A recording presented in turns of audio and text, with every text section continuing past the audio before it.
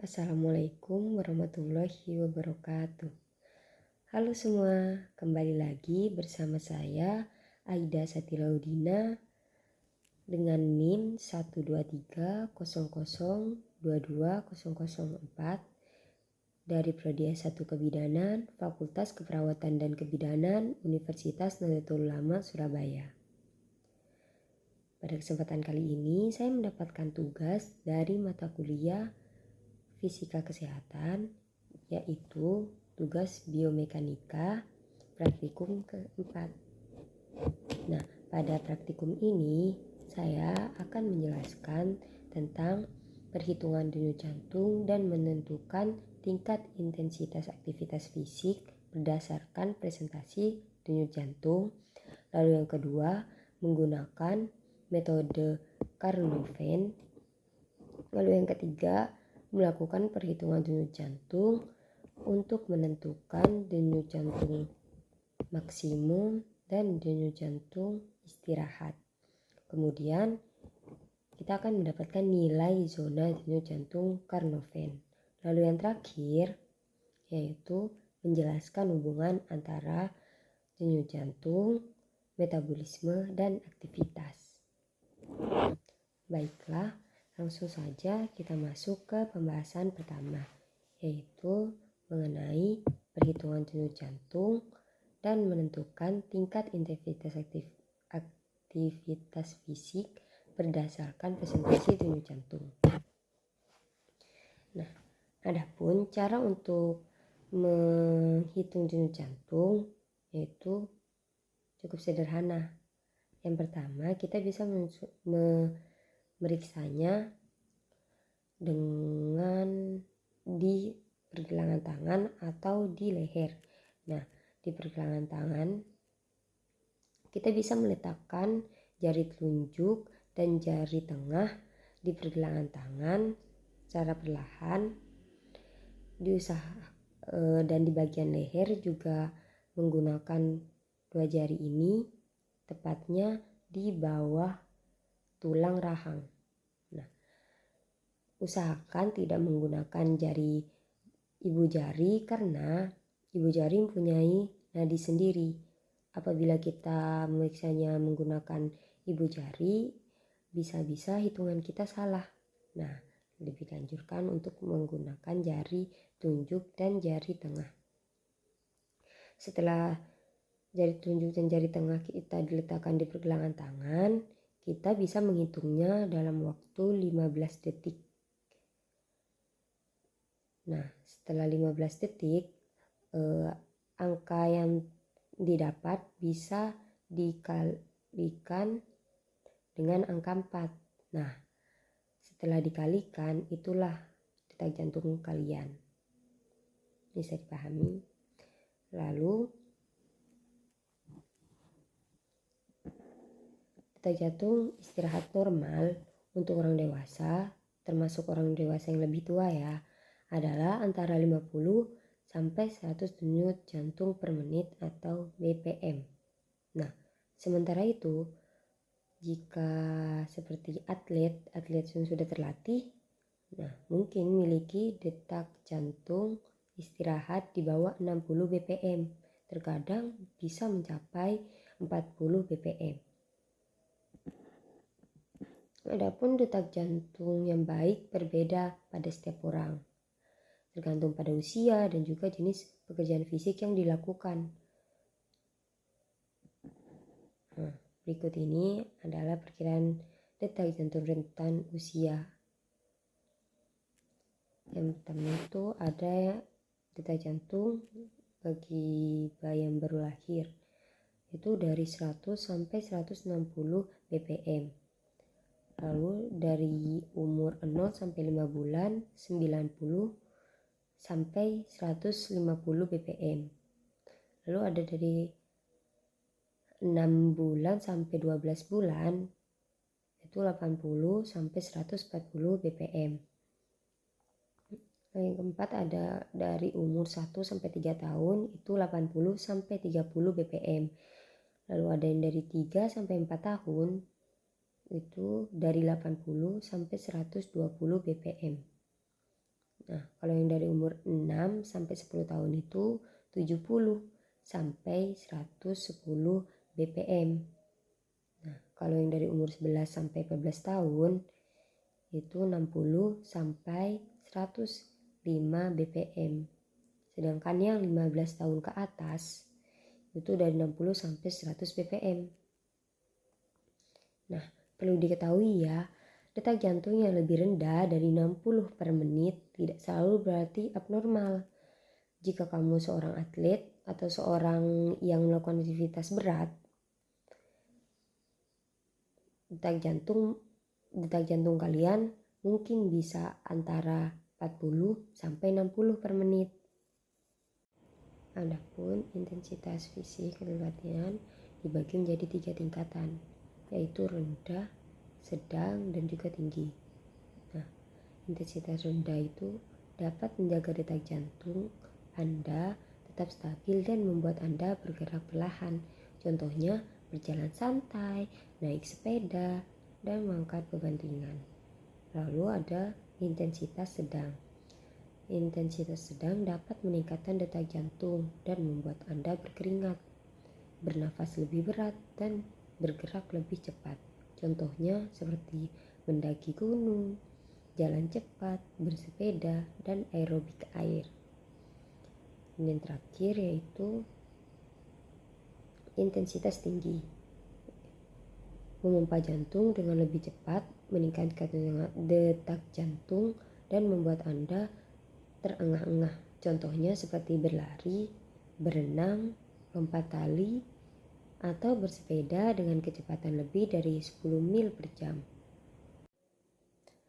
Lalu yang selanjutnya kita akan memperhitungkan denyut jantung menggunakan metode Carnot-Venn. Nah, di metode ini kita akan memperhitungkan denyut jantung maksimal dan denyut jantung istirahat, lalu menemukan atau mendapatkan nilai zona denyut jantung Carnot-Venn-nya. Nah, di sini kita bisa menargetkan denyut jantungnya misalnya sekitaran 70 sampai 85. Maka kita bisa menggunakan metode yang pertama, metode detak jantung maksimum. Kurangi usia Anda dari 220 mengurangi usia kita, misalnya seperti usia saya itu 20. Nah, 220 dikurangi usia saya yaitu 20 tahun. Adapun tingkatan intensitas yang diukur dengan MHR didefinisikan sebagai berikut. MHR itu detak jantung maksimum, disebut dengan MHR. Yang pertama ada rendah atau ringan, yaitu dari 40 sampai 54% MHR. Lalu yang sedang ada 55 sampai 69% MHR, dan yang tinggi atau kuat lebih dari 70% MHR. Nah, seperti tadi itu rumus MHR itu 220 dikurang usia. Selanjutnya, hitung detak jantung istirahat atau RHR dengan menghitung berapa kali jantung kita berdetak per menit saat istirahat. Nah, idealnya RHR itu dihitung di pagi hari. Biasanya berkisar antara 60 sampai 100 denyut per menit pada rata-rata orang dewasa. Lalu, hitunglah cadangan detak jantung atau biasa disebut HRR dengan mengurangi detak jantung istirahat dari detak jantung maksimum. Nah, yang tadi detak jantung istirahat dikurangi dengan detak jantung maksimum. Nah, kalikan HRR dengan 0,7 atau 70%. Hasilnya ditambahkan dengan detak jantung istirahat. Lalu kalikan HRR dengan 0,85 atau 85%. Hasilnya ditambahkan dengan detak jantung istirahat. Nah, kedua angka tersebut adalah zona detak jantung target rata-rata untuk melakukan olahraga dengan intensitas berat. Nah, detak jantung kita selama olahraga berat umumnya harus berada di antara dua angka yang tadi saya sebutin. Contohnya ya, misal ada seorang bapak-bapak yang berumur 45 tahun. Kita itu pengen tahu zona detak jantung orang tersebut. Nah, caranya yang pertama, kurangi usia bapak tersebut. Nah, usia bapak tersebut itu tadi 45 tahun. Nah, kurangi 220 dikurangi 45. Hasilnya sama dengan 175 BPM. Selanjutnya periksa detak jantung istirahatnya atau RHR-nya di pagi hari ya. Misalnya detak jantungnya 80 denyut per menit atau BPM. Nah, lalu hitung HRR dengan menggunakan 80 dari 175. Hasilnya 95 per menit. Tadi yang hasil dari MHR yang 175, nah itu dikurangi 80. Nah, hasilnya menjadi 95. Lalu kalikan yang 95 dengan 0,7 atau 70%, sehingga diperoleh 66,5. Lalu ditambahkan dengan detak jantung istirahat. Nah, tadi kan detak jantung istirahat yang diperiksa pada pagi hari itu 80. Nah, hasilnya menjadi 146,5 BPM. Nah, setelah itu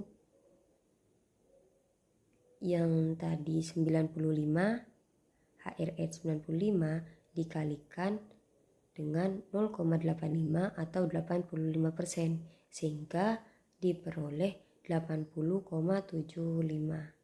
Lalu ditambahkan dengan detak jantung istirahat yaitu 80, hasilnya menjadi 160,75 BPM. Jadi zona detak jantung target atau bapak-bapak yang tadi, nah zona detak jantung untuk olahraga beratnya yaitu hasil dari 146,5 dikurang 160,75 BPM. Dan pembahasan terakhir yaitu hubungan antara metabolisme, aktivitas, dan denyut jantung. Nah, yang pertama itu denyut jantung dan aktivitas. Hubungan antara keduanya, apabila aktivitas kita semakin berat, maka frekuensi denyut jantung akan semakin meningkat. Di saat tubuh melakukan aktivitas berat, tubuh akan lebih membutuhkan suplemen atau masukan oksigen dan nutrisi yang banyak untuk menjalankan fungsinya. Lalu hubungan antara denyut jantung dan metabolisme, jika denyut jantung semakin besar akan menyebabkan pembesaran jantung semakin cepat denyutnya, dan semakin besar banyaknya aliran darah yang dipompa ke seluruh tubuh. Nah, cukup sekian penjelasan tentang denyut jantung. Apabila ada tutur kata yang salah, saya mohon maaf sebesar-besarnya. Assalamualaikum warahmatullahi wabarakatuh.